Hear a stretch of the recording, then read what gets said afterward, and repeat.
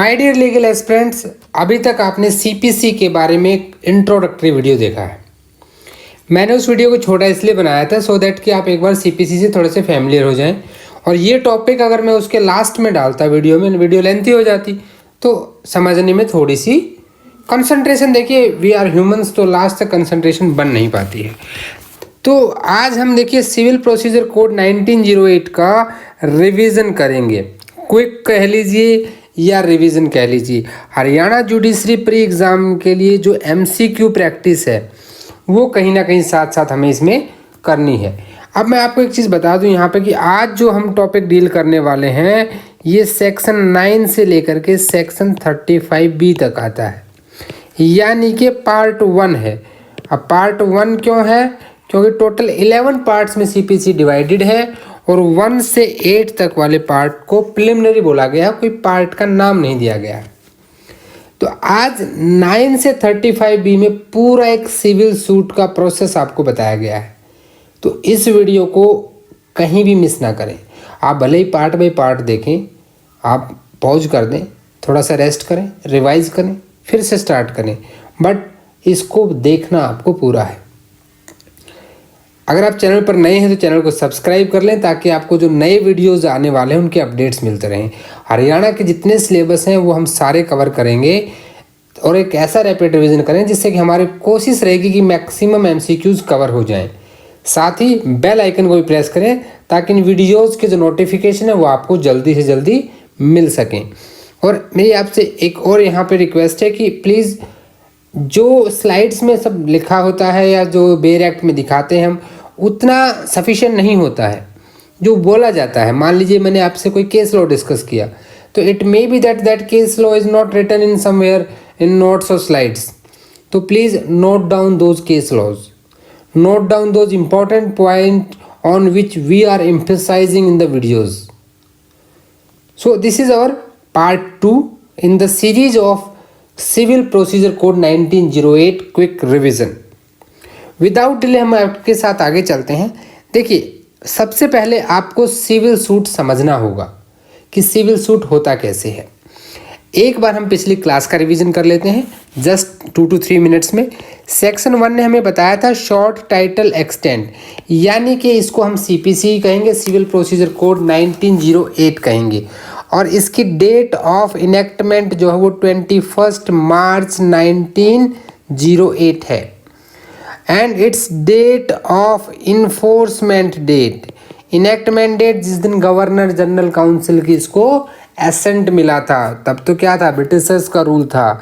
तो वो इसकी थी 1 जनवरी 1909। 1909 को जो नया साल मनाते हैं ब्रिटेन वाले, अंग्रेज़ों का ही दिन है, हमारा दिन नहीं है। हमारा तो अप्रैल से स्टार्ट होता है, जिसको अप्रैल कहते हैं लोग। तो तब से इसका न्यू ईयर सेलिब्रेट किया गया। इसको किसने बनाया था? मिस्टर अर्ली रिचर्ड ने इसको ड्राफ्ट किया था। सेक्शन 2 में डेफिनेशंस थी काफ़ी इंपॉर्टेंट, उनको एक बार ज़रूर देख लीजिएगा। स्पेशली 2 के 2 में जो डिक्री आती है वो काफ़ी इंपॉर्टेंट है आपके लिए। डिक्री से मैक्सिमम टाइम क्वेश्चंस पूछ लिए जाते हैं, सो प्लीज़ डिक्री को ज़रूर देख लीजिएगा।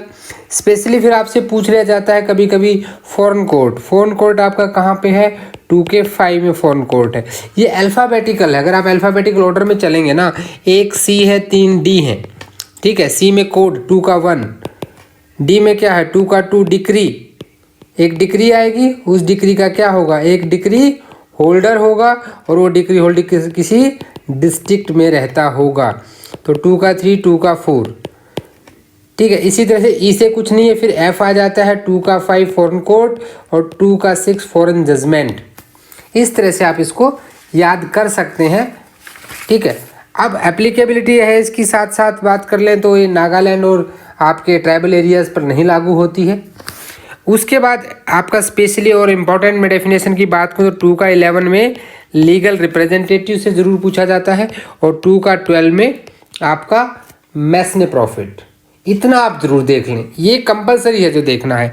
सेक्शन 3 सबऑर्डिनेशन की बात करता है, सेक्शन 4 सेविंग की बात करता है, सेक्शन 5 रेवेन्यू कोर्ट है। सेक्शन 6 से इंडेक्स बेस्ड क्वेश्चन बहुत बार पूछा गया है कि ये पिक्यूनरी जुरिडिक्शन की बात करता है। Got it. तो इतना इसके लिए सफिशिएंट है, पिक्यूनरी वर्ड का आपको आइडिया होना चाहिए। 7 और 8 आपकी प्रोविडेंशियल और प्रेसिडेंसी स्मॉल कॉज कोर्ट की बात करते हैं, दैट इज इंडेक्स बेस्ड। तो ये तो हो गया आपका कंप्लीट जो हमने बात की, एक ओवरऑल व्यू अब तक जो हमने पिछली क्लास में कवर किया था। अब एक सिविल सूट फाइल करना है, किसको फाइल करना है? मिस्टर ए को। तो अगर मिस्टर ए को सिविल सूट फाइल करना तो इनको हम बोलेंगे प्लेंटिफ। ये कौन है यहाँ पे?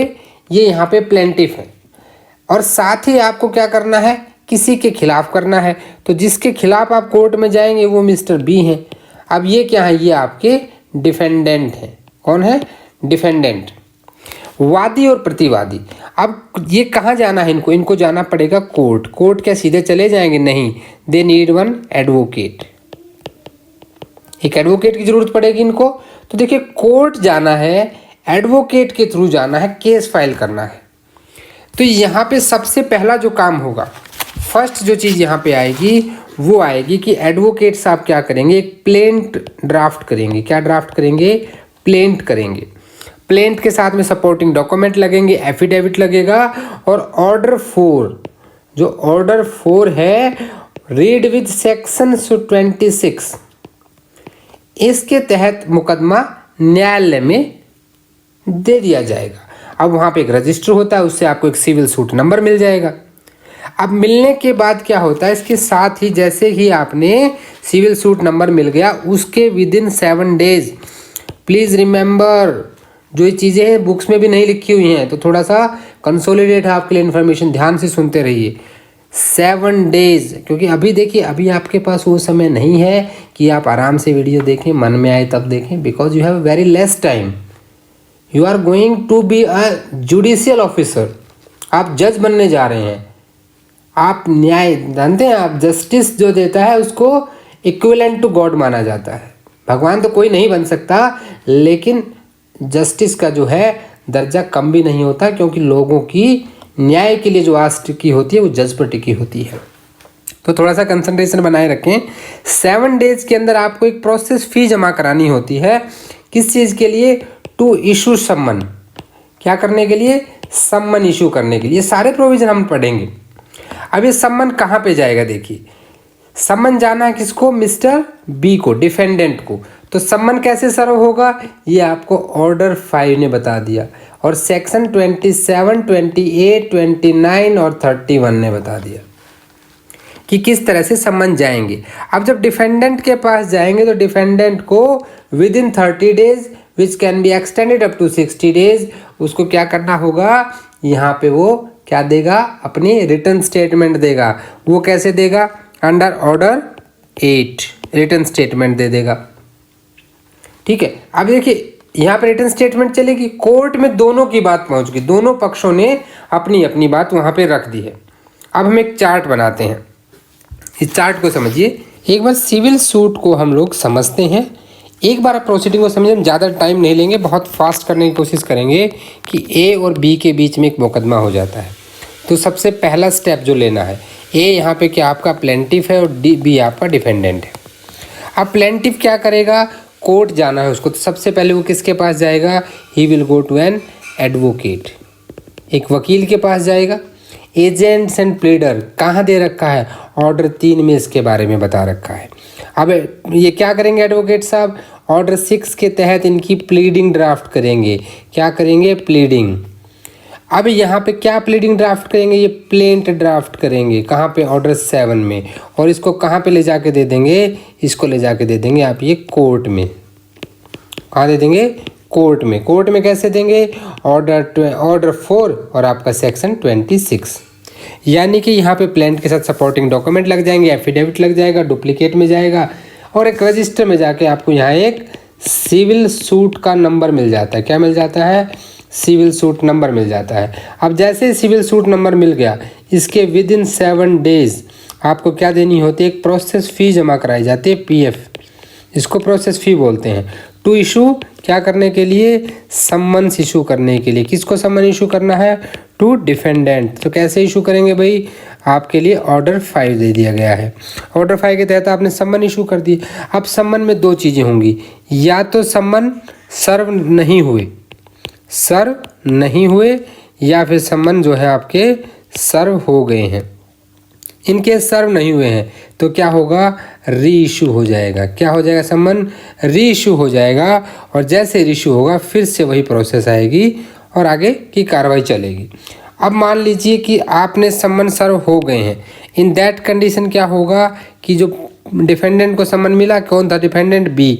अब बी यहाँ पे आ गया और बी यहाँ पे नहीं आया, यानी बी का अपीयरेंस या नॉन अपीयरेंस मान लेते हैं कि नहीं आया। नहीं आया तो क्या होगा, यहाँ पे एक्स पार्टी ऑर्डर दे दिया जाएगा। ये हम कहाँ पढ़ेंगे, ये पढ़ोगे आप ऑर्डर 9 के रूल 6 में। देन अगर दे दिया गया तो ठीक है, इसके बाद भी सीधा सा एविडेंस ले लिया जाएगा, किसके द्वारा, प्लेंटिफ के द्वारा, एविडेंस बाई प्लेंटिफ कि ठीक है तुम अपना दे दो और तुम बताओ भाई, हम फिर जारी करते हैं।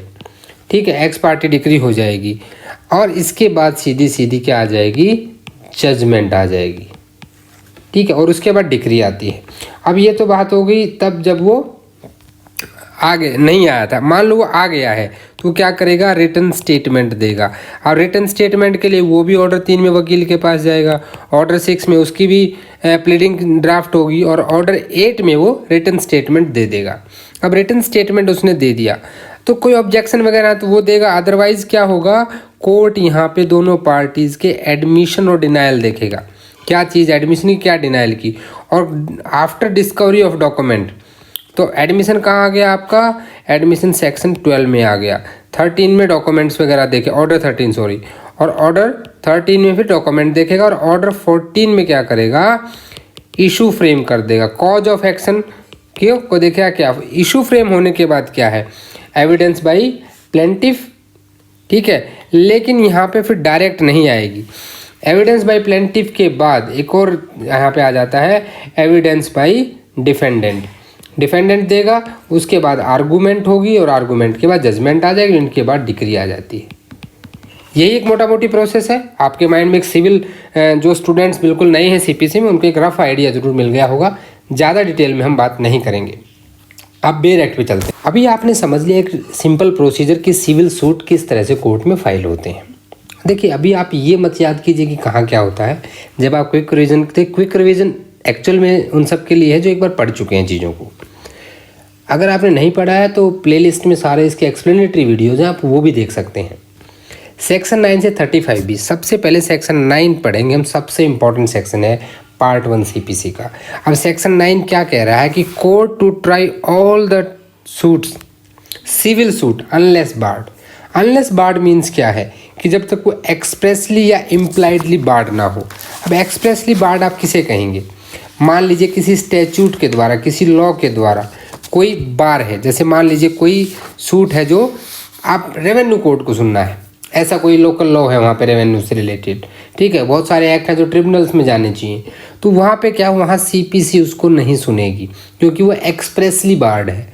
अब इम्प्लाइडली क्या होता है, depending upon public policy, total religious nature है, टोटल पॉलिटिकल नेचर है, तो इन पे भी आपकी जो है सीपीसी लागू नहीं होगी। यानी कि कोर्ट इनको भी ट्राई नहीं करेगा इन सिविल सूट्स को।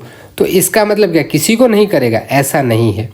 मान लीजिए कहीं पे जो लोकल लॉ है जहाँ पे एक्सप्रेसली बार्ड हो रहा है वो क्या है, अल्ट्रा वायरस है। Ultra vires constitution of India के अगेंस्ट में है या किसी मैटर पे साइलेंट है, तो वहाँ पे सीपीसी उसको गवर्न कर सकती है। ये एक तरह से कॉग्निजेंस की बात कर रहा है। और देखो ज्यूरिसडिक्शन जो होता है सिविल कोर्ट में, every court has its own jurisdiction. Pecuniary हो सकता है, टेरिटोरियल हो सकता है और सब्जेक्ट मैटर हो सकता है। अपीलेट ज्यूरिसडिक्शन होता है वो बाद में होता है, हम पहले इनिशियल स्टेज की बात कर रहे हैं। तो 3 तरह के इनिशियल ज्यूरिसडिक्शन यहाँ पे होते हैं। अब court shall subject to provision hereinafter contain have jurisdiction to try all the suits of civil nature excepting suits of which their cognizance is either expressly or impliedly barred. ये आपकी समझ में आ गया। अब देखिए doubt question आ जाता है कभी कभी कि मान लीजिए किसी को कास्ट से एक्सपेल कर दिया गया तो ये किस नेचर का होगा, या जैसे टोटली कोई पॉलिटिकल नेचर का तो वो किस नेचर का होगा। तो ऐसे के सारे जो है ना आपके ये सिविल नेचर के सूट नहीं माने जाते हैं। ठीक है, क्योंकि देखिए सब्जेक्ट मैटर ज्यूरिसडिक्शन होता है ना, वो आपका डिपेंड बहुत मैटर करता है और ये उसी के बारे में बात कर रहा है यहाँ पे कि जितने भी क्लेम है सिविल नेचर के, जब तक उनका कॉग्निजेंस एक्सप्रेसली एम्प्लाइडली बार नहीं है तभी सिविल कोर्ट उसका कॉग्निजेंस ले सकती हैं। दोनों एक्सप्लेनेशन देख लीजिएगा। अगर कोई भी ऑफिस है, कोई ऐसी प्रॉपर्टी है जिससे कोई फ़ी अटैच है, फ़ी मतलब आप देखिए कहीं ना कहीं एक चीज़ याद रखिएगा, जो मान लीजिए कहीं का पुजारी बनने को लेकर रिलीजियस नेचर जैसे आपने कहा, लेकिन कहीं पे ऐसा है कि किसी को पुजारी बनना है, पुजारी बनने को लेकर कोई डिस्प्यूट है, in that condition what will happen कि पुजारी जो है कहीं ना कहीं एक सोर्स ऑफ इनकम देखिए वहाँ भी है। आप एक सिंपल सा फंड अपने माइंड में बिठा लीजिए कि कहीं पे अगर थोड़ा बहुत भी सोर्स ऑफ इनकम कुछ बेनिफिट उसको आ रहा है तो वो क्या है, वो आपका सिविल नेचर का सूट हो जाएगा। लेकिन आप प्योरली रिलीजियस नेचर है तो वो सिविल नेचर नहीं होगा। अब आती हैं दो बहुत इम्पॉर्टेंट डॉक्ट्राइन। आपका सेक्शन 10 बात करता है डॉक्ट्राइन ऑफ रेस सबजुडाइस। देखिए डॉक्ट्राइन रेस सबजुडाइस का मतलब होता है स्टे ऑफ सूट। सबसे इम्पॉर्टेंट एमसीक्यू की बात करता हूँ मैं सबसे पहले कि अगर फॉरेन कोर्ट में कोई मुकदमा पेंडिंग है तो इंडियन कोर्ट को प्रिक्लूड नहीं कर सकता, उस पर डॉक्ट्राइन रेस सबजुडाइस लागू नहीं होगी। ये आपको एक याद रखना है। दूसरी चीज़, ये डॉक्ट्राइन क्या कह रही है कि मान लीजिए कोर्ट 1 में कोई एक मैटर पेंडिंग है पहले से बिटवीन द पार्टीज़, वो पार्टीज़ भी सेम है, सब्जेक्ट मैटर भी सेम है, या ऐसी पार्टी जो एक ही टाइटल में लिटिगेट करती हैं और फिर से वो एक सेम मुकदमा लेकर आती हैं किसी दूसरी कोर्ट में या फिर इसी कोर्ट में या एनी कोर्ट इन इंडिया, तो सेकंड सूट पे क्या लग जाएगा, स्टे लग जाएगा। देखिए यहाँ पे क्या कह रहा है कि ऐसा नहीं कि वो सूट लाने से बार करती है। सेक्शन 10 नया मुकदमा सेकंड सूट लाने से बार नहीं करता है, लेकिन उसकी कंटिन्यूटी को बार कर रहा है, कंटिन्यू रही नहीं रहेगा वो सूट, उस पर स्टे लग जाएगा जब तक कि पहले कोर्ट उसको डिसाइड नहीं करता है। No court shall proceed with the trial of any suit in which matter in issue is also directly or substantial in issue. इस लाइन को बिल्कुल रट लीजिए कि matter directly and substantially in issue in previously instituted suit, जिसे former suit कहा जाता है। फॉर्मर सूट कहाँ एक्सप्लेन है, जब हम सेक्शन 11 पढ़ेंगे तो उसकी एक्सप्लेनेशन 1 देखिएगा, वो आपको बताती है कि फॉर्मर सूट किसे कहते हैं। या पार्टी सेम हो या फिर पार्टी जो हो वो एक ही टाइटल में लिटिगेट करती हो और वो क्या हो, सूट वहाँ पे पेंडिंग हो, तो क्या करता है किसी ऐसे कोर्ट में जो जिसका जुरिस्डिक्शन है रिलीफ देने के लिए, ठीक है, इन दैट कंडीशन वो क्या होगा, वहाँ पे सेकंड सूट पे प्रोसीड नहीं होगा। नो कोर्ट शैल प्रोसीड, ये नहीं कह रहा है कि मुकदमा लाना नहीं है, समझिएगा। रेस जुडिकाटा और रेस सबजुडाइस दोनों के डिफरेंस को समझना जरूरी है। ये सूट लाने से बार नहीं कर रहा है। दूसरी चीज़ ये देखो क्या कह रहा है कि any court beyond the limits of India establish and continued by the central government, यानी कि जो इंडिया की ही कोर्ट हों, भले ही वो इंडियन टेरिटरी से बाहर हों, but these are established by India. The MCQ जो बनता है आपका वो एक्सप्लेनेशन से बनता है much more most important. Then come to the res judicata. Doctrine of res judicata is saying that if, देखिए जैसे आप सेक्शन 300 पढ़ते हैं कहाँ पे, सीआरपीसी में, जहाँ पे आप दो डॉक्ट्राइन्स की बात वहाँ भी करते हैं, आउट ऑफ फॉर इस acquittal and out of for इस कन्विक्शन। अब वो क्या कहते हैं कि डबल जियो पार्टी वाली ही बात है, और यहाँ पे क्या है कि यहाँ पे ऐसी तो कोई बात है नहीं कि डबल जियो पार्टी, यहाँ तो क्राइम तो कुछ है नहीं, लेकिन तो क्या कहेंगे भाई, ये क्या होगा कि मैंने एक मुकदमा किया, कुछ डिसीजन आया, फिर आपने कर दिया, फिर तीसरे ने कर दिया, तो ऐसे तो डिसीजन आ ही नहीं पाएंगे ना सेम मुकदमों के।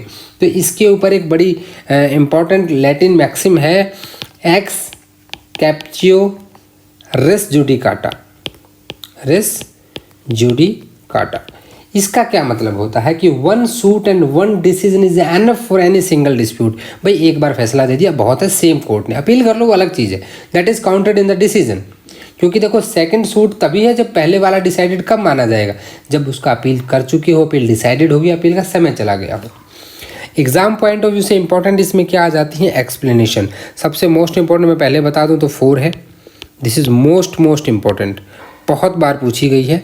5, 6 एंड 8, 7 भी देख लें तो ठीक है, एमसीक्यू के लिए इन्हीं की इंपॉर्टेंस ज़्यादा है, बट 4 सबसे ज़्यादा पूछी जाती है। इसको कंस्ट्रक्टिव रेस जुडिकाटा कहते हैं। डायरेक्ट में नहीं लिखा, आप लिख लीजिए कंस्ट्रक्टिव रेस जुडिकाटा, हम इन पर बात करेंगे। देखिए सबसे पहले एक्सप्लेनेशन कह रही है कि फॉर्मर सूट बता रही है किसको कहती है, क्या डेफिनेशन क्या है। सेक्शन 2 ने जो डेफिनेशन दी वो तो जनरल डेफिनेशन है, उसके बाद कुछ डेफिनेशन यहाँ भी दी गई हैं। फॉर्मर सूट क्या है, it denote a suit which has been decided prior to the suit in question. अब देखिए यहाँ पे कितनी अच्छी बात कही है इसने कि एक मुकदमा लेकर आए ए और बी किस कोर्ट में, C1 में, ये लेकर आइए 21 जुलाई को, हम एक डेट ले लेते हैं ऐसे ही। लेकिन दूसरा मुकदमा कहीं पे आ गया ए और बी के बीच में ही C3 कोर्ट में, और ये आया आपका 30 अगस्त को आया। लेकिन पहले ये डिसाइड हो गया, ये डिसाइड नहीं हुआ, क्योंकि देखिए डॉक्ट्राइन ऑफ रस सब जुडाइस आपको सूट लाने से तो मना नहीं कर रही है। भाई किसी ने यहाँ पे प्ली नहीं ली तो ये सूट डिसाइड हो गया। जो तो फॉर्मर किसको मानेंगे, फॉर्मर सूट का मतलब जो मुकदमा पहले वाला है। अब ये तो पहले की डेट में आया था, ये बाद में आया था, ये मैटर नहीं करता है। प्लीज़ नोट दिस पॉइंट, ये मैटर नहीं करता है। मैटर करता है कि जो पहले डिसाइड हुआ है, the suit which has already decided by the court, तो जो डिसाइड हो चुका है उसको मानेंगे हम, क्या, फॉर्मर सूट यहाँ माना जाएगा। और जो सेकंड सूट क्या हो जाएगा, वो बार हो जाएगा किससे, पहले तो इस पर स्टे लगना चाहिए था एक पे, और फिर बाद में दूसरा सूट क्या हो जाएगा, यहाँ पे बार हो जाएगा। जो एक्सप्लेनेशन 2 आपकी है ये कम्पिटेंसी ऑफ कोर्ट की बात करती है, और एक्सप्लेनेशन 3 बात करती है मैटर की। देखिए the matter should be directly और indirectly in issue in the former suit and subsequent suit, तभी तो आप रेस जुडिकाटा लगाएंगे ना। रेस जुडिकाटा एक कंडीशन ही वो है, द मैटर ऑफ वो referred must be in the former suit. जो फॉर्मर सूट आपने यहाँ पढ़ा है, इस फॉर्मर सूट में जो मैटर है, पार्टी एंड आइदर डिनाइड और एडमिटेड, भाई उसको कोई एक मना करेगा, एक उसको एक्सेप्ट करेगा, expressly or impliedly by the others. एक पार्टी ने कुछ आरोप लगाया, दूसरे ने मना किया, तभी तो एक डिस्प्यूट अराइज होगा। अगर फॉर्मर सूट में दोनों के बीच में, यहाँ से एक बहुत इंपॉर्टेंट क्वेश्चन निकलता है माय डियर फ्रेंड्स, कि अगर कंसेंट से जो डिक्री आती है उन पर रेस जुडिकाटा लागू नहीं होता। Important, please note down my words, कि अगर कंसेंट से कोई डिक्री आती है, डिसमिसल ऑफ सूट पे नहीं होता, कंसेंट पे नहीं होता। क्यों नहीं होता, क्योंकि वो डिक्री, देखिए कंसेंट वाली डिक्री में क्या है कि यहाँ पे जो एक्सप्लेनेशन 2 है वो फुलफिल नहीं होती है, बिकॉज कंसेंट में तो एग्री हो गए सभी। कंसेंट कब होती है, जब कॉम्प्रोमाइज़ कब होता है, जब आप एग्री हो जाते हो। तो एक्सप्लेनेशन 2 में जो क्वेश्चन बनाएगा MCQ, वो कंसेंट और कॉम्प्रोमाइज़ में बनाएगा, तो याद रखना है कि उन पर लागू नहीं होता है। Now explanation 4, constructive res judicata. Constructive res judicata का मतलब क्या होता है कि आपके पास जो ग्राउंड ऑफ डिफेंस और ग्राउंड ऑफ अटैक थे, आपने अगर वो प्रीवियस सूट में यूज़ नहीं किए, फॉर्मर सूट में यूज़ नहीं किए, तो सब्सिक्वेंट सूट भी आप नहीं ला सकते। इसको कंस्ट्रक्टिव रेस जुडिकाटा कहते हैं। MCQ में यहाँ पे आप अपना 1 क्वेश्चन जो है MCQ का, ये 100% श्योर समझिएगा। एक्सप्लेनेशन 5 जो है, अगर कोई डिक्री ने आपको एक्सप्रेसली ग्रांट नहीं किया है, मीन्स आपने तो डिमांड की थी 3 या 4 रिलीफ की, लेकिन आपको डिक्री में दिए गए हैं 2 ही रिलीफ, आपने कितने डिमांड किए थे, 4 किए थे, तो ये समझा जाएगा कि कोर्ट ने आपको मना कर दिया है बाकी देने से। आप ये नहीं कह सकते कि मैंने तो जी साथ में ये रिलीफ भी मांगा था, कोर्ट ने नहीं दिया तो मैं इसके लिए सब्सिक्वेंट सूट लेकर आऊँगा, नहीं। अगर फॉर्मर सूट में that deemed to be refused if decree is not given that relief to you, okay. अब आ जाइए नेक्स्ट पे, कि अगर कोई पर्सन्स लिटिगेट करते हैं bona fide in respect of public right और प्राइवेट राइट, पब्लिक राइट और प्राइवेट राइट दोनों ही केसेस में रिप्रेजेंटेटिव सूट की ये बात कर रहा है। रिप्रेजेंटेटिव सूट कहाँ आता है, ऑर्डर 1 के रूल 8 में हम इसको पढ़ते हैं कि रिप्रेजेंटेटिव सूट में भी मान लीजिए 10 लोगों के बिहाफ पे आपने केस लड़ा फॉर्मर, अब 10 और 1 के 11, ये 11 जो पार्टी हैं ये दोबारा से सेम सूट नहीं लेकर आ सकती हैं वहाँ पे। देन एक्सप्लेनेशन 7 जो है ये कहता है कि एग्जीक्यूशन प्रोसीडिंग के ऊपर भी ये लागू होता है। किस पर, एग्जीक्यूशन प्रोसीडिंग पर ये लागू होता है। अब एक्सप्लेनेशन नंबर 8 जो है ये बात कह रहा है कि अगर कोई लिमिटेड ज्यूरिसडिक्शन का कोई कोर्ट है, तो वो अगर कोई डिसीजन दे देती है, तो in that case also res judicata applicable होगा। This is also important in case of MCQ. एक चीज और यहाँ पे नोट कर लीजिए कि जो कंस्ट्रक्टिव रेस जुडिकाटा है एक्सप्लेनेशन 4, ये रिट्स पर भी लागू होती है। जो आर्टिकल 32 और 226 में 5 रिट आपकी इशू होती है, लेकिन the most important word again here is except the writ of habeas corpus. जो हैबियस कॉर्पस की रिट्स है उस पर ये लागू नहीं होती है। हैबियस कॉर्पस का सीआरपीसी में अगर आएंगे तो सेक्शन 97 को भी साथ में याद करना है।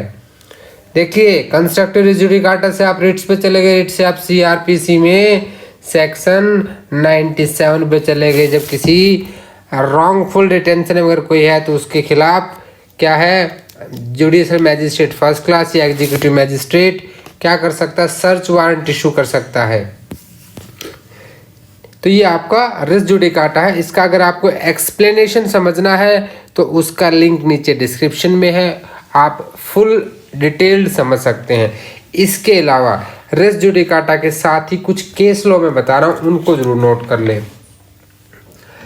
दरियाव Singh versus state of UP, जो रिट्स वाली मैंने बात बताई है, रिट्स वाली के लिए एक केस नोट कर लें यहाँ पे, Dariyav Singh versus state of UP. ठीक है, ये रिट वाले केस में है। शिव प्रसाद वर्सेस रामानंद, जो आपका दरियाव सिंह वाला केस है, कई एमसीक्यू में कई जुडिशरी स्टेट में पूछा जा चुका है। अब आते हैं सेक्शन 12 पे। देखिए सेक्शन 12 को किस तरह से समझना है। कॉन्सेप्चुअल एक चीज़ आपको सेक्शन 12 की मैं बताता हूँ, और मुझे आप में से बहुत सारे स्टूडेंट्स ने इसको कभी इस एंगल से नहीं पढ़ा होगा। ये कहता है bar to further suit where a plaintiff is precluded by rules from instituting a further suit in respect of any particular cause of action, he shall not be entitled to institute a suit in respect of such cause of action in any court in which this code applies। अब ये कौन से rules की बात कह रहा है, आपको ध्यान देना है इस पे। रूल्स, विच रूल्स, कौन से ऐसे रूल्स हैं।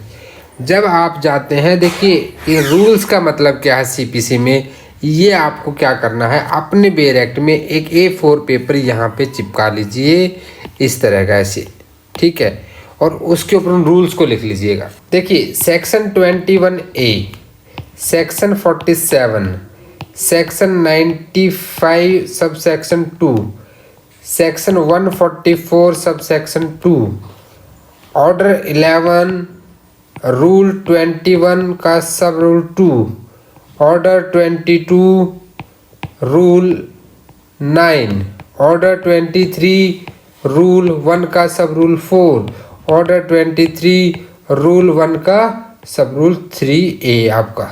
ये सारे के सारे जो ये रूल वर्ड यूज हुआ है ना, ये सारे के सारे इस रूल वर्ड से रिलेटेड है। यानी कि पूरी सीपीसी में जो आगे प्रिक्लूड किया गया, अगर यहाँ कोई प्रिक्लूड है तो he can not bring a further suit. देखा इसका रिलेशन कहाँ से है, इस तरह से पढ़ना है। तो 12 नहीं आता है, जनरली जो क्वेश्चन आते हैं यहाँ से आते हैं।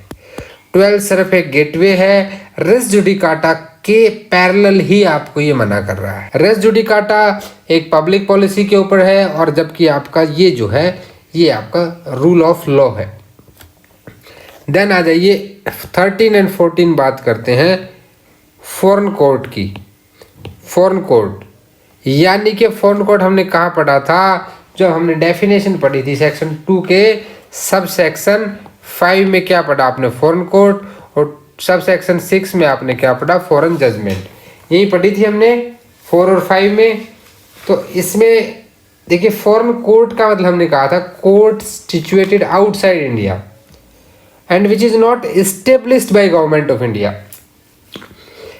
एक तो यहाँ लिख लें कि रीड विद किसके साथ पढ़ना है, 13, 14, साथ में 44A रेसिप्रोकल टेरिटरीज, और इंडियन एविडेंस एक्ट की एक प्रिजम्पशन भी इसके साथ हम पढ़ते हैं, section 86 which is a may presume, जो एक मे प्रिज्यूम है, प्रिजम्पशन ऑफ फैक्ट जो है, जो क्या है, प्रिजम्पशन ऑफ फैक्ट है, ठीक है। तो सेक्शन 13 बताता है ए से लेके एफ तक की कुछ कंडीशंस जिनमें कि फॉरेन जजमेंट को हम मान लेंगे कि चलो भी ठीक है, अब वो कंक्लूसिव हो सकती है हमारे लिए, ठीक है, अगर वो इन कंडीशंस को फॉलो करती है, यानी कि इन एक्सेप्शन से बाहर है, जहाँ पे वो क्या है कॉम्पिटेंट कोर्ट हो वहाँ की, जिसमें कि मेरिट ऑफ केस पे डिसीजन दिया गया हो। ये प्रोसीडिंग को देखने से लगे कि वहाँ पे इंटरनेशनल लॉ को या किसी ऐसे लॉ को, मान लीजिए हिंदू मैरिज एक्ट है इंडिया का, ये हुआ है कि यूएसए में अगर की कोर्ट ने डाइवोर्स दे दिया इंडियन कपल को, they are bind by their marriage because of Hindu marriage act. अब आप कहेंगे वो तो यूएसए में थे। देखिए, जब आप हिंदू मैरिज एक्ट पढ़ते हैं तो वहाँ आपने पढ़ा था any person who is domiciled in India and in the living in the place outside India, तो वो भी हिंदू मैरिज एक्ट के प्रीव्यू में आता है, ठीक है।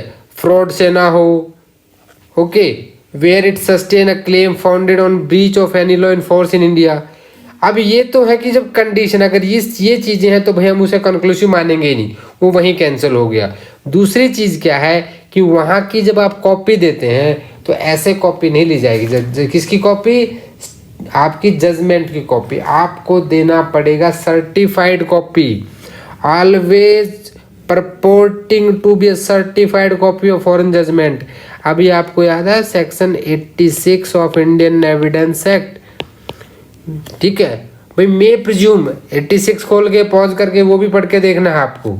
तो मे प्रिज्यूम है यहाँ पे क्या चाहिए? सर्टिफाइड कॉपी चाहिए, ओके, ये आपको जरूर ध्यान देना है। अब यहाँ तक तो ठीक है, हमारा हो गया एक बेसिक कॉन्सेप्ट। अब प्लेस ऑफ सुइंग की हम बात करते हैं, यानी कि हम ज्यूरिसडिक्शन की बात करेंगे। अभी किसकी बात करेंगे? ज्यूरिसडिक्शन की बात करेंगे। देखिए सेक्शन नंबर 15 तो जनरल बात करता है।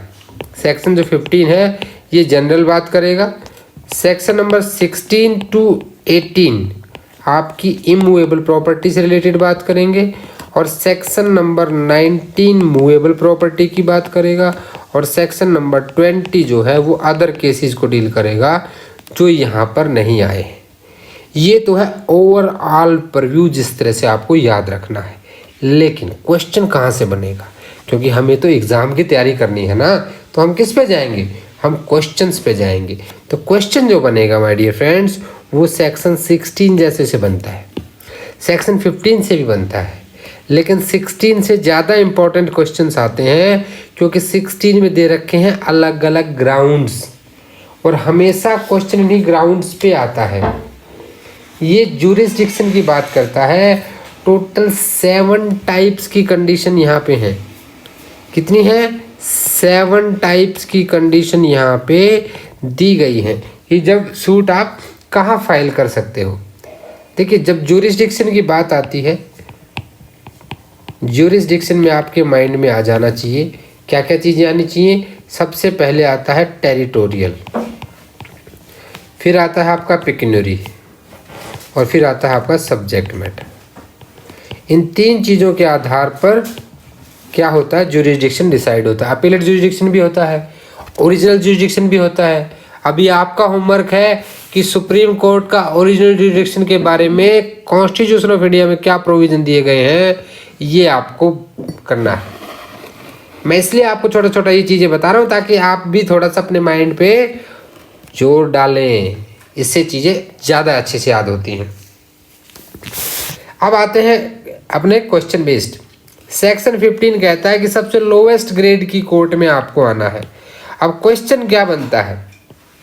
सेक्शन 15 से क्वेश्चन ये बनता है कि क्या ये रूल ऑफ लॉ है, या रूल ऑफ प्रोसीजर है, या फिर रूल ऑफ ज्यूरिसडिक्शन है? क्या है? It is a rule of procedure. ये क्या बता रहा है आपको? देखिए प्रोसीजर बता रहा है। क्या बता रहा है? प्रोसीजर बता रहा है, ये ज्यूरिसडिक्शन नहीं बता रहा है। क्योंकि जर्नली होता क्या है कि हम इसका आंसर दे देते हैं रूल ऑफ ज्यूरिसडिक्शन, क्योंकि ज्यूरिसडिक्शन की बात कर रहा है, नहीं, ये प्रोसीजर की बात कर रहा है। ध्यान से पढ़िए, every suit shall be instituted in the court of the lowest grade competent to try। ये तो प्रोसीजर बता रहा है, कहाँ करेंगे, ऑर्डर नंबर 4 में और सेक्शन नंबर 26 में इंस्टीट्यूट कर देंगे। लेकिन कहाँ जाएंगे, प्रोसीजर क्या होगा, सेक्शन 15 बोलता है कि सबसे लोवेस्ट ग्रेड की कोर्ट में जाना है। अब आ जाइए अगली बात, हम यहाँ पे कहते हैं कि क्या ये सिर्फ इमूवेबल प्रॉपर्टी है। जब आप सेक्शन 16 को पढ़ते हैं तो ऐसे डाउट आपके माइंड में क्रिएट होने चाहिए कि हमें तो कहा गया था कि सेक्शन 16 सिर्फ इमूवेबल से बिलोंग करता है। नहीं, सब्जेक्ट टू पिक्यूनरी और अदर लिमिटेशंस, यानी कि पिक्यूनरी क्या है कि भाई आपका उस पे सेक्शन 6 के तहत उस कोर्ट का पिक्यूनरी जुरिसडिक्शन कितना है, ये हाई कोर्ट डिसाइड करता है। रिकवरी ऑफ इमूवेबल प्रॉपर्टी, मैं एक ट्रिक दूंगा कि सेक्शन 16 आपको याद हो जाएगा।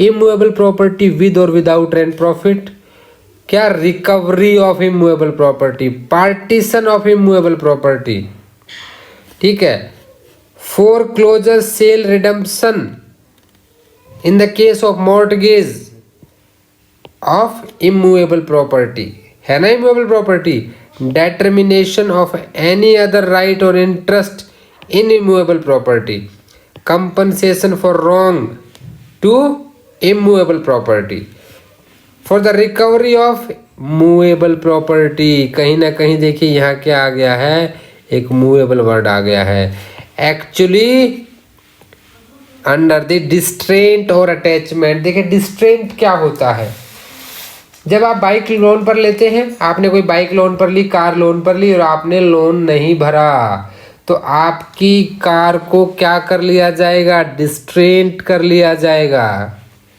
और वो आपका सेक्शन 16 में आता है। प्रैक्टिकल एग्जांपल समझ गए आप। लेकिन यहाँ इस मूवेबल पर भी ध्यान देना है। अगर ये कंडीशंस हैं आपकी, तो आपका केस है institute in the court within the local limit of jurisdiction the property situates. भाई जहाँ प्रॉपर्टी सिचुएट करती है, देखिए मूवेबल प्रॉपर्टी नहीं सिचुएट करती। क्यों नहीं करती, movable property always follows a person. इस चीज को अपने दिमाग में रखिए, एक व्यक्ति के साथ चलती है। चेन पहन ली आपने गोल्ड की, मोटी सी चेन पहन के घूमते हैं, वो पहनते हैं ना बड़ी लंबी चौड़ी मोटी आजकल, तो भाई वो आपके साथ चल रही है। पैसे हैं, मूवेबल प्रॉपर्टी आपके साथ चल रहे हैं। It always follows a person because उसे ले जाया जा सकता है, इमूवेबल को नहीं। तो ये स्टेटमेंट दे देगा और आपके माइंड में सिर्फ इमूवेबल रहेगा, तो कंफ्यूज नहीं होना है।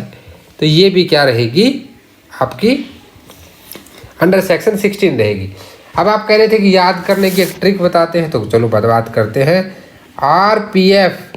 आरपीएफ के बारे में किसने सुना है, रेलवे पुलिस फोर्स किसके कंट्रोल में होती है, in control of railway. RPF is always in control of railway, इसीलिए उनके ऊपर क्या होता है, सेक्शन 16 सीपीसी लागू होता है। देखा कितनी फनी स्टोरी, आप कहेंगे कहाँ से आ गई। देखिए याद करने के अपने तरीके हो सकते हैं, ये बड़ी फनी चीज़ें होती है, बट इससे आप याद कर सकते हो। R stand for what, recovery of immovable property. P stand for what, partition of immovable property. F stand for क्या, foreclosure sale redemption. I stand for, I किससे आता है भाई, आई आपका बात करता है यहाँ पे इंटरेस्ट इन मूवेबल प्रॉपर्टी, ठीक है। C again, C stand for compensation for wrong of to immovable property. And R again stands for recovery of movable property. हो गया ना, 1 2 3 4 5 6। आप अपनी ऐसी ट्रिक्स बनाइए, मैं तो कहता हूँ अपनी हिसाब खुद की ट्रिक बनाइए। ये एक तरीके हैं बस थोड़े से चीज़ों को स्टार्टिंग मेमोराइज करने के, बाद में तो आपको चीज़ों को समझना ही होता है। इसका प्रोवाइजर जरूर देख लीजिएगा। That a suit to obtain relief respecting or compensation for wrong to immovable property held by or on behalf of defendant may where the relief sought can be entirely obtain through his. देखिए ये सीधी सी बात एक ही कह रहा है कि अगर किसी ने कोई सूट किया है रिलीफ लेने के लिए, compensation for wrong to the immovable property, और उस केस में क्या है, सिर्फ आपको क्या प्रॉपर्टी नहीं चाहिए, आपको रिलीफ चाहिए। देखिए ध्यान से समझिएगा इस चीज़ को। आपको प्रॉपर्टी चाहिए, आपको खाली रिलीफ चाहिए, तो जहां पे आपका डिफेंडेंट रिजाइड करता है, वर्क फॉर गेन करता है, वहां पर भी आप क्या है केस कर सकते हैं। ऑन बिहाफ ऑफ डिफेंडेंट में where the relief sought can entirely obtain through his personal obedience be instituted either in court in whose is the property situated, वहां तो कर ही सकते हैं, और court with the local limit of jurisdiction defendant actually or voluntarily resides.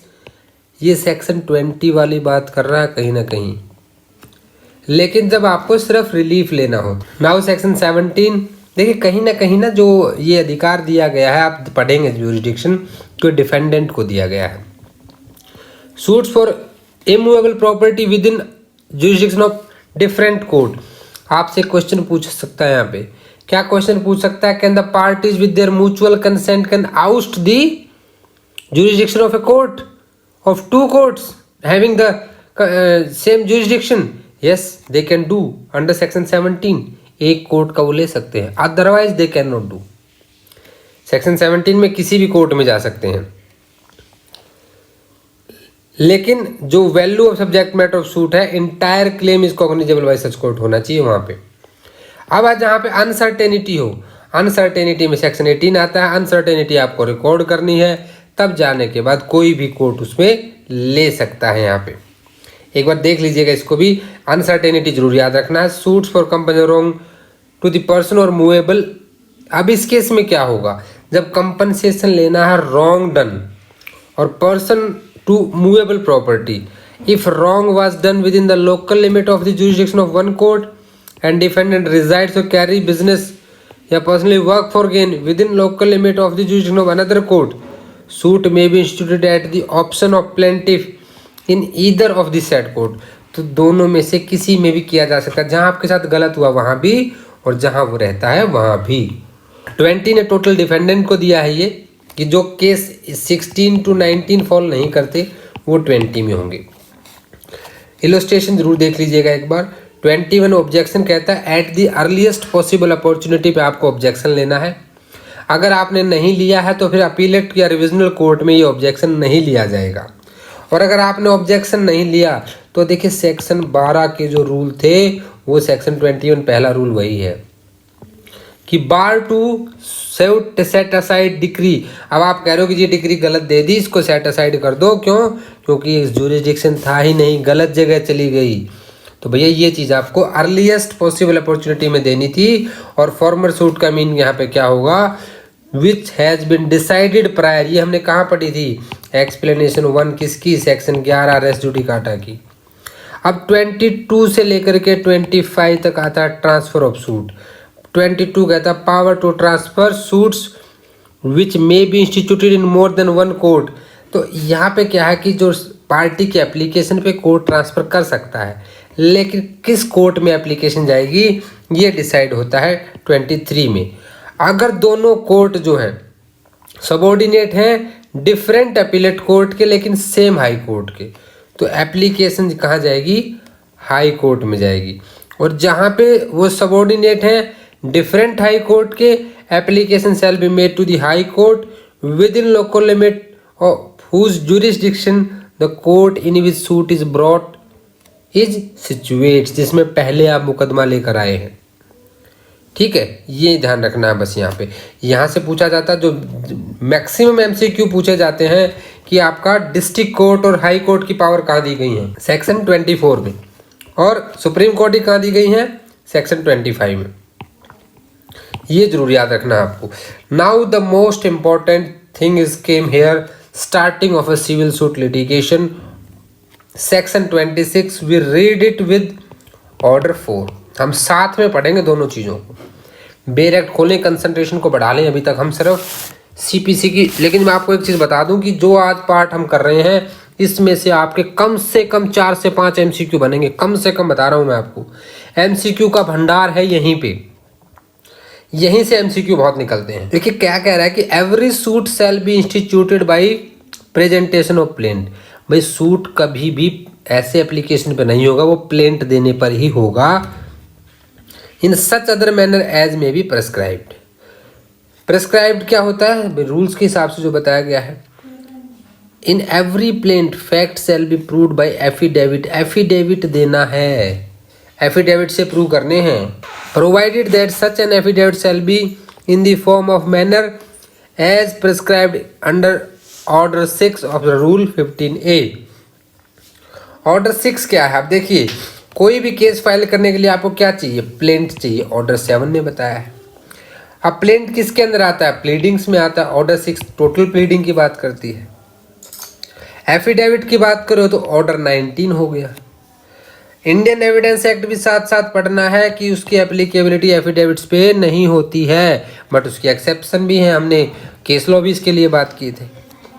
तो ये section 26 ने तो बता दिया केस कैसे होगा। ये सब्सटेंटिव पार्ट है। अब इसके प्रोसीजर के लिए हम देखते हैं इसका ऑर्डर 4। सीधे ऑर्डर 4 खोलिए अपने बैरेक्ट में। सीपीसी में एक चीज हमेशा याद रखिएगा, कभी भी सिर्फ सेक्शन पढ़ के सेक्शन 1 से 158 पढ़ लिए then you start reading order, नहीं, ये तरीका बिल्कुल गलत है। Please change it. आप जैसे ही सेक्शन 26 पर आए आप सीधे उसके बाद ऑर्डर 4 पढ़िए, इंस्टीट्यूशन ऑफ सूट। इससे क्या है ना कि आपको दोनों पार्ट एक साथ पता लगते हैं, चीज़ें ज़्यादा अच्छे से क्लियर होती हैं। एफिडेविट की बात जो 26 में कही गई ऑर्डर 4 में नहीं कही गई। देखिए कॉम्बो कैसे बनता है। अब आप वकील हैं, आपको कोई सिविल सूट फाइल करना है तो आपको पता होना चाहिए कि एफिडेविट भी चाहिए। लेकिन क्या है कि प्रेजेंटेशन ऑफ प्लेंट तो बता दिया सेक्शन में, लेकिन डुप्लीकेट होगा ये कहाँ बताया? ऑर्डर में बताया। किसको दिया जाएगा? Such officer as appoint in this behalf in court. उसकी कैसे होगा भाई? ऑर्डर 6 प्लीडिंग्स और ऑर्डर 7 प्लेंट, उसके हिसाब से होगा। अब वहाँ क्या होता है? एक रजिस्टर ऑफ सूट होता है। ये कहना है सब रूल 1 और 2 की कंडीशन जब तक फुलफिल नहीं होगी सिविल सूट इंस्टीट्यूट नहीं माना जाएगा। जब तक सिविल सूट में एक नंबर मिलता है XYZ, आपको जो भी नंबर उसने देना है दे देगा, /2021 ऐसे आपका सिविल सूट नंबर मिलता है। लिखता है civil suit number this. Okay, जब court shall cause the particulars of every suit to be entered in a book to kept for the purpose and called register of civil suit. Such entries shall be numbered in every year according to the order in which plaints are admitted। ऐसे अभी XYZ1 है, XYZ2, XYZ3, 4, 5 ऐसे इस series में बढ़ेगा। तो आपको ये याद रखना XYZ कोई नंबर हो सकता है, 1 2 3 3 4 5 कुछ भी नंबर हो सकता है, मैं जस्ट एग्जाम्पल दिया है। तो ये कब होता है? जब आप डुप्लीकेट में प्लेंट देते हैं, एफिडेविट साथ में लगता है, सपोर्टिंग डॉक्यूमेंट साथ में लगते हैं। ये सारी चीज़ें आपको पता होनी चाहिए। तो देखिए सेक्शन 26 से ऑर्डर 4 क्लियर हो गया। ये समझ लीजिए अगर यहाँ से कोई भी क्वेश्चन आता तो आपका मार्क्स पक्का है। ड्यूल इंस्टीट्यूट कब मानेंगे? जब सिविल सूट ऐसा ना कि कोर्ट में दे दिया और आपका काम खत्म। जब आपको एक सिविल सूट नंबर मिल जाता है, आपके मुकदमे की एंट्री सिविल सूट रजिस्टर में कर ली जाती है। अब अगली कार्रवाई क्या होगी? यहाँ से अभी हमें सम्मन इशू करने हैं। सम्मन के लिए हम ऑर्डर 5 पर भी आएंगे, लेकिन पहले हम ऑर्डर 5 से पढ़ेंगे सेक्शन 27, 28, 29, 31। इनको पढ़ने के बाद हम ऑर्डर 5 आएंगे। बैक टू दी सेक्शंस, ऐसा ही पढ़ना है। अब आते हैं सम्मन और डिस्कवर। हमने सम्मन पे कहा कि हम इसको ऑर्डर 5 हमारा है वहाँ पे दिया गया है, ऑर्डर 5। नाउ सम्मन टू डिफेंडेंट सेक्शन 27। देखिए इसको कैसे याद रखना है। 27 क्या है? जब आपके कोर्ट के जुडिक्शन में रहता हो। 28 क्या? किसी दूसरे स्टेट में रहता हो। 29 क्या है? जब कहीं विदेश में रहता हो तो हम सम्मन देंगे। CRPC में हम ये सम्मन कहाँ पे दे रहे थे? आप 61 से लेकर के 69 तक सम्मन की सर्विस कर रहे थे। मैं बता रहा हूँ आपको, CRPC में आप चैप्टर 6 का first part process to compel appearance में सम्मन 61 से 69 CRPC क्रिमिनल केस में। सेक्शन 27, 28, 29, 31 एंड ऑर्डर 5 इन CPC सिविल केस में, इनको पढ़ लें। दोनों के दोनों आपके क्लियर हो, 2 बेर एक्ट आपके अच्छे से तैयार हो जाएंगे। अब मोटी मोटी बात कर लेते हैं। सम्मन टू डिफेंडेंट, जहाँ पे ड्यूली इंस्टीट्यूट कर दिया, कहाँ पे किया आपने? Order 4 section 26। सम्मन इशू किए जा सकते हैं डिफेंडेंट को टू अपीयर एंड आंसर। ये हमेशा याद देना, सिर्फ टू अपीयर नहीं होता है, to appear and answer. Please note down this point, क्योंकि ये क्वेश्चन भी पहले पूछा जा चुका है। The claim may be served in the manner prescribed on such day not beyond 30 days from the date of institution of suit. तो कितने दिन के अंदर देना है भाई? 30 दिन। देखिए एक क्वेश्चन यहाँ से मिल गया MCQ, 30 दिनों के अंदर देना है। 28 कहता है कि जहाँ पे अदर स्टेट में है तो समन किसको सेंड किए जा सकते हैं अदर स्टेट में? As prescribed by rules. जैसा कि रूल्स, उसमें रूल कौन बनाता है? हर स्टेट का हाई कोर्ट बनाता है। CRPC में कहाँ भेजते हैं? CRPC में भी दूसरी कोर्ट में भेजते हैं। वारंट किसको भेजते हैं? जब आप 70 से लेकर के 81 तक वारंट पढ़ोगे तो वारंट भेजा जाता है वहाँ के एग्जीक्यूटिव मैजिस्ट्रेट, SP और कमिश्नर ऑफ पुलिस को, उनकी एंडोर्समेंट होती है।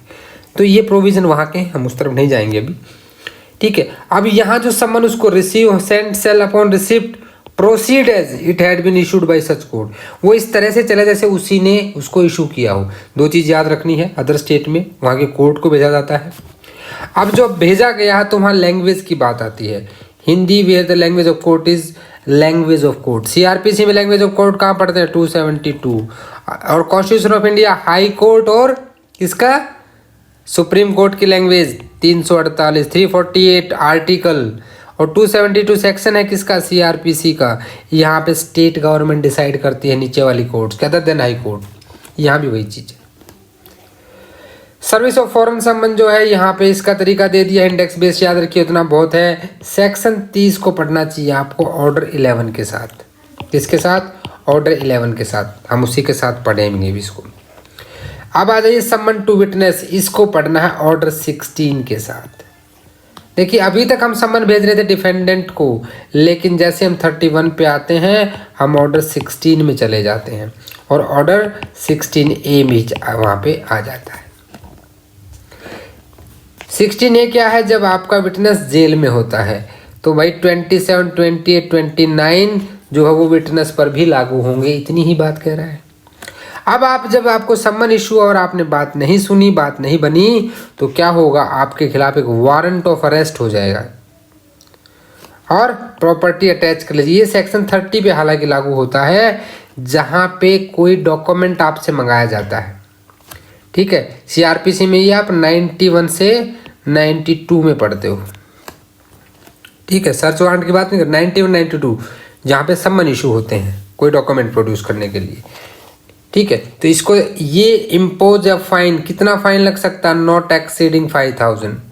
इसको नोट कर ले, अपने एक लिस्ट बनाए कि क्या क्या वो है, कहाँ कहाँ फाइन लग सकते हैं, ठीक है। तो इसके बाद हम सीधा कहाँ चलेंगे? अपना जजमेंट और डिक्री पे जाने से पहले ऑर्डर पर चलते हैं। ऑर्डर 5 में टोटल देखेंगे तो आप 30 रूल है, रूल 1 से लेके रूल 30 तक, जिसमें रूल 1 से 8 तक कंटेंट की बात की गई है। रूल 9 से लेकर के 30 तक सर्विस की बात की गई है। इंपॉर्टेंट चीज़ें सिर्फ हम डिस्कस करेंगे, ज़्यादा नहीं करेंगे। चलिए सबसे पहले तो कंटेंट की क्या कि होना क्या चाहिए, किस तरह से होना चाहिए कि भाई कि रिटन स्टेटमेंट फाइल करनी है within 30 days from the date of service of summon on defendant. जैसे मुकदमा फाइल किया उसके 30 दिन के अंदर क्या करना है? समन इशू करने हैं। ये चीज़ कहाँ पढ़ी थी हमने? सेक्शन 27 में पढ़ी थी वहाँ पे। यहाँ ये कह रहा है कि 30 दिन में उसको क्या देना है? वो देनी है, रिटन स्टेटमेंट फाइल करनी है। उसका टाइम बढ़ा दिया गया है कि 60 डेज तक, for a period of 30 days he shall be allowed to file same reason to be recorded not later than 90 days. यानी कि 30 + 60 डेज का और मिल जाता है 90 डेज, टोटल 90 डेज। ये 90 डेज में 30 दिन इंक्लूड है, ये याद रखना है। कोई लोग इसको 120 ले लेते, नहीं, इट इज़ टोटल 90 डेज। अब कॉपी है उसके साथ में जाएगी प्लेंट में, भाई कॉपी जानी चाहिए कि पता होना चाहिए कि मेरे ऊपर क्या आरोप लगे हैं। कोर्ट क्या है, उसको ऑर्डर दे सकती है डिफेंडेंट और प्लेंटिफ को टू अपीयर इन पर्सन की, अपने आप आना है आपको। अब किस पर्पज के लिए जाना है वो सब है, 8 तक पढ़ लीजिएगा, 8 तक ज़्यादा क्वेश्चन नहीं आते हैं। 9 तो है कि डिलीवरी बाय दी कोर्ट, लेकिन जो इंपॉर्टेंट है वो 9A है, इसको दस्ती सम्मन भी बोला जाता है। दस्ती सम्मन, इस नाम से भी क्वेश्चन पूछा जा सकता है, जहाँ पे पार्टी खुद से उसको ले लेता है प्लेंटिफ की, जी मैं ही इसकी सर्विस करा दूंगा, खुद से ले जाके उसको दे दूंगा। ये इंपॉर्टेंट है। Mode of service 10। फिर आपका इंपॉर्टेंट आ जाता है रूल नंबर 15, जो जहाँ से MCQ पूछे जाते हैं। एक बार पढ़ना सभी को आपको, बट हम इम्पोर्टेंट की बात कर रहे हैं कि फैमिली मेंबर को आप दे सकते हो। देखिए सीआरपीसी के साथ थोड़ा सा चेंज हो गया है यहाँ पे। अगर आप सीआरपीसी पढ़ेंगे तो वहाँ पे अडल्ट मेल फैमिली मेंबर है और यहाँ पे अडल्ट फैमिली मेंबर है, यानी कि यहाँ अडल्ट फीमेल को भी दिया जा सकता है, लेकिन वहाँ ऐसा नहीं था। वहाँ पे किसको दिया जाना था? अडल्ट मेल मेंबर को दिया जाना था। इतना ध्यान देना है। सर्वेंट, मुनीम वगैरह ये सब इंक्लूड नहीं होते हैं। यहाँ पे सिर्फ आपका कौन इंक्लूड होता है? आपका जो उसके साथ में फैमिली मेंबर रहता है, वो जो साथ में रहता है। इसके साथ साथ आपको पढ़ना है रीड विद सीआरपीसी का सेक्शन 64। डिफरेंस क्या है कि सीआरपीसी में ओनली अडल्ट मेल मेंबर है और यहाँ फैमिली का कोई भी अडल्ट मेंबर इंक्लूडिंग गर्ल और फीमेल आल्सो। एक्नॉलेजमेंट साइन करनी पड़ेगी, ठीक है। 17 अगेन इंपॉर्टेंट है। चस्पा सम्मन नहीं मिलता है तो चिपका देना। कहाँ का चिपकाना? कोर्ट में भी चिपका देना है और वहाँ भी चिपका देना है, दोनों जगह पे चिपकाना है, ठीक है। अब ये क्या है? ये आपका सेक्शन 65 है सीआरपीसी का। देन एग्जामिनेशन सर्विंग ऑफिसर ज़्यादा जरूरत नहीं है। Substituted service again important 20। यहाँ पे क्या है? न्यूज़पेपर में भी दिया जा सकता है, लोकल न्यूज़पेपर होना चाहिए, ठीक है। इतना ध्यान दीजिए। उसके बाद आपका इंपॉर्टेंट आ जाता है कि 27, 28 रेलवे कंपनी में लोकल अथॉरिटी में जाना तो वहाँ के जीएम को जाएगा। किसको जाएगा? जीएम को जाएगा, ठीक है। तो और अगर जाना है soldier, seller, airman, army, air force, navy में जाना है तो उनके कमांडिंग ऑफिसर को जाएगा। किसको जाएगा? उसके कमांडिंग ऑफिसर को जाएगा। अब 29 में तो क्या है कि भाई जब सीओ, जीएम किसी ऐसे हेड ऑफ द ऑफिस के पास जाता है, इसको दोनों सेक्शनों को आपको पढ़ना है। सेक्शन 66 ऑफ सीआरपीसी, वहाँ लिखा गया हेड ऑफ द ऑफिस, यहाँ अलग अलग दे दिया गया है। तो उसको क्या करना है? एक डुप्लीकेट उसको देना है, एक लेटर बनाना है, अपने साइन करके भेजना है। अब मान लीजिए कोई ऐसा व्यक्ति है जिसे आप सम्मन नहीं देना चाहते हैं बिकॉज ऑफ उसका रुतबा अच्छा है, उसका पोजीशन अच्छा है, तो आप सब्सटीट्यूट कर सकते हो, सम्मन की जगह पर लेटर दे सकते हो अंडर रूल 30। ये भी आपका इंपॉर्टेंट MCQ है। हम बहुत डिटेल में नहीं गए हैं इसके, सिर्फ इंपॉर्टेंट बताया है क्योंकि देखो ऐसे CPC बहुत वास्ट है, कवर होना थोड़ा डिफिकल्ट हो जाएगा अगर डिटेल में जाएंगे। फिर भी आपके कोई भी डाउट्स हैं please comment, definitely we will try to resolve. अब यहीं पे हम सम्मन टू डिफेंडेंट भी विटनेस भी कर लेते हैं। ऑर्डर 16 पे आ जाइए सीधे। ऑर्डर 16 किसकी बात कह रहा है कि जब विटनेस को सम्मन देना होता है तो सबसे पहली बात आती है लिस्ट ऑफ विटनेस की, कि लिस्ट ऑफ विटनेस कितना देना होता है कि on or before such date as the court may appoint and not later than 15 days after the date on which issues are settled.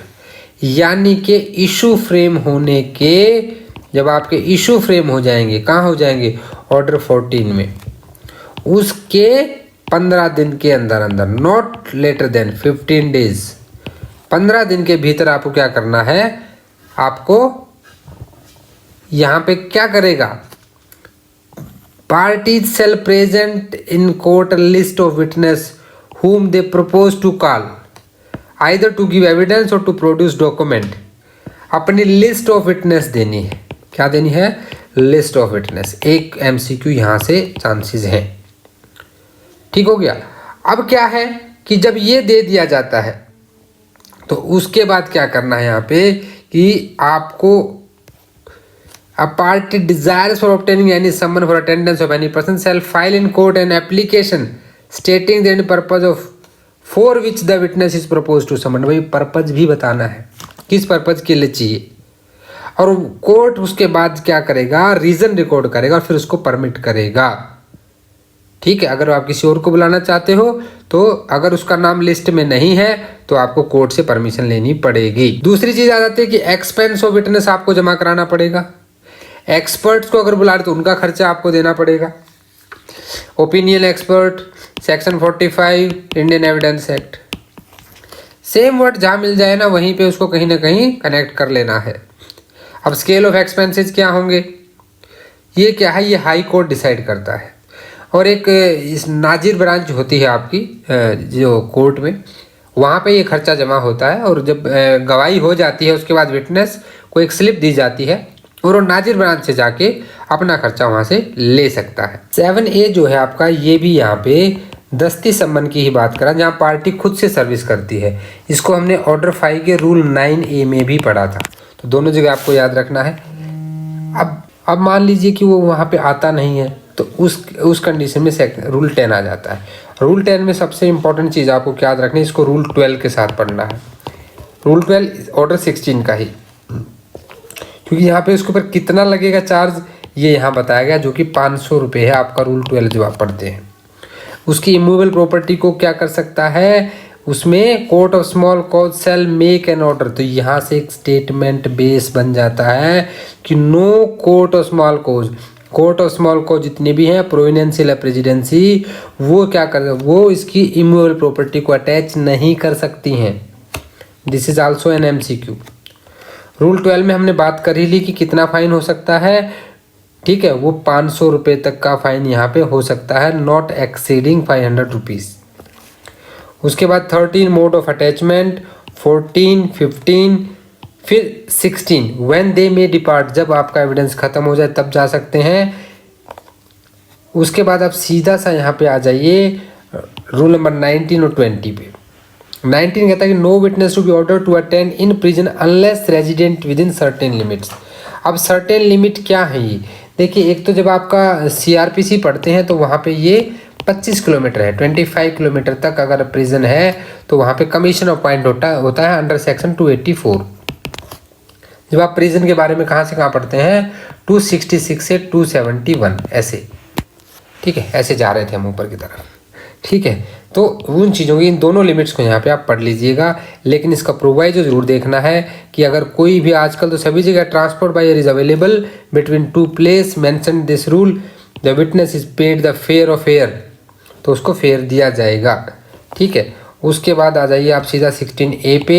16A में इंपॉर्टेंट ये आता है, मैं आप इसको पढ़ लीजिएगा पूरे को, इसको मैं नहीं पढ़ रहा हूँ। क्यों नहीं पढ़ रहा हूँ, क्योंकि हम आपको चीज़ें बता देता हूँ। देखिए ये डिट्टो आपका क्या है, 266 CRPC है, पढ़ के देख लीजिएगा, डिट्टो है। अभी मैंने CRPC में कराया था, मैं इसलिए इसको नहीं पढ़ रहा हूँ। आपको बस यहाँ पे ये देखना है, देखिए 25 किलोमीटर यहाँ भी दे रखा है, वहाँ भी दिया हुआ है, ठीक है। अब इसमें कब जेलर मना कर सकता है, जैसे आप CRPC में क्या पढ़े थे कि जुडिशियल मैजिस्ट्रेट फर्स्ट क्लास ये ऑर्डर दे सकता है, जुडिशियल मैजिस्ट्रेट सेकंड क्लास के वारंट पे, वहाँ सम्मन नहीं हुआ, वारंट इशू होते हैं इस मामले में, तो क्या जब तक जेलर एक्ट नहीं करेगा जब तक उसके ऊपर CJM के काउंटर साइन ना हो। ये हम CRPC की बात कर रहे हैं। अब जेलर का यहाँ आप CPC में आपको देखना है कि कब वो मना कर सकता है इस सम्मन को एग्जीक्यूट करने से, इस ऑर्डर को एग्जीक्यूट करने से। तो ये आपको यहाँ पर टोटल 7 ही रूल है, इनको आप देख लीजिएगा। ऑर्डर 17 को भी हम 7 ही कर देते हैं। अभी मैक्सिमम 3 एडजमेंट दी जा सकती हैं, ठीक है। अब जो ग्राउंड्स हैं वो आप देख लीजिएगा कि भाई आपका प्लीडर दूसरे कोर्ट में बिजी है, इस बात को लेकर के कोई भी एडजमेंट नहीं दी जाती। No such adjournment shall be granted more than 3 times to a party during hearing. पहली चीज़ तो यहाँ से बन गई। अब दूसरा ग्राउंड बनता है कब एडजमेंट दी नहीं जाती, जो ये ग्राउंड्स आपके हैं। No adjournment shall be granted at the request of party except where circumstances are beyond the control of the party, ठीक है। या मेरा जो प्लीडर है that is engage in another court, वो वकील साहब दूसरी जगह बिजी हैं। ये सबसे इंपॉर्टेंट MCQ, ये पहले पूछा जा चुका है, ठीक है। इसके भी आप तीनों रूल देख लीजिएगा। आई थिंक आपको ये चीज़ क्लियर होगी। अभी हम सब सेक्शन 35 तक कोर कर लेते हैं अपना। तो अभी आपने देखिए एक जनरल आइडिया आपको मिल गया होगा। उन ऑर्डर्स को हम ऑर्डर्स में भी एक बार दोबारा रिवाइज करेंगे कि सम्मन कैसे भेजे जाते हैं। अब जब सब जजमेंट और डिक्री है जो ऑर्डर 33 में दी गई, इंटरेस्ट में क्वेश्चन पूछा जाता है कि कितना इंटरेस्ट लगा सकते हैं, तो 6%। और अगर कहीं नहीं बताया गया है, कॉमर्शियल ट्रांजैक्शन है, तो जो नेशनलाइज बैंक है उनका यहाँ पे जो है उतना पर एनम वो जो लगाते हैं वो लगाते हैं, लेकिन जो 6% है आपका उससे ज़्यादा नहीं लगेगा, ठीक है। उसके बाद कॉस्ट आ जाए। 2 तरह के कॉस्ट होते हैं, एक आपका कंपनसेटरी कॉस्ट होता है, कॉस्ट कॉजिंग डिले होता है। जो कंपनसेटरी कॉस्ट होते हैं ये आपके अपीलेबल हैं और कॉस्ट कॉजिंग डिले आपका अपीलेबल नहीं होता है, ठीक है। यही 2 चीज़ यहाँ ज़्यादा इंपॉर्टेंट हो जाती हैं कि कॉस्ट कॉजिंग डिले जो है वो नॉट अपीलेबल है। तो यहाँ तक आपका ये पार्ट ख़त्म हो गया है। कल हम ऑर्डर 1 से शुरू करेंगे, सभी ऑर्डर्स को एक बार रिवाइज करेंगे टिल ऑर्डर 20। तो dear friends, thanks for watching this video. I hope आपको चीज़ें कहीं समझ में आई होंगी। कंफ्यूज नहीं होना है सेक्शन और ऑर्डर्स में। नेक्स्ट वीडियो में जब आप ऑर्डर्स एक बार अच्छे से समझ लेंगे तो आपको सेक्शंस दोबारा से सारे रिवाइज हो जाएंगे। ये आपको सिर्फ एक 9 से लेके 35B तक के सारे सेक्शन कवर हो गए हैं। ऑर्डर 4, ऑर्डर 5, ऑर्डर 16, 16A और 17 आपका यहाँ से कवर हो गया है। कल हम ऑर्डर 1 से शुरू करेंगे तो चीज़ें आपको और भी अच्छी क्लैरिटी से समझ में आएंगी। अगर आपको वीडियो अच्छा लगा है तो लाइक कर दें, मुझे मेल करके ज़रूर बताएं कि आपको वीडियो कैसे लग रहे हैं। टेलीग्राम चैनल को भी ज्वाइन करें और सब्सक्राइब करने के लिए अपने जो आपका फ्रेंड सर्कल है वहाँ भी चैनल को शेयर करें, क्योंकि देखिए वी आर वन फैमिली और हमें एक दूसरे का सपोर्ट करके ही आगे बढ़ना है। वीडियो को लाइक कर दिया है तो दोस्तों के साथ शेयर करें, नॉलेज हमेशा बांटने से बढ़ती है। और कमेंट करके ज़रूर बताएं कि आपको CPC का रिवीजन क्लासेस कैसा लग रहा है। मिलते हैं नेक्स्ट वीडियो में CPC की कुछ और इम्पोर्टेंट बातों के साथ। तब तक के लिए जय हिंद, जय भारत।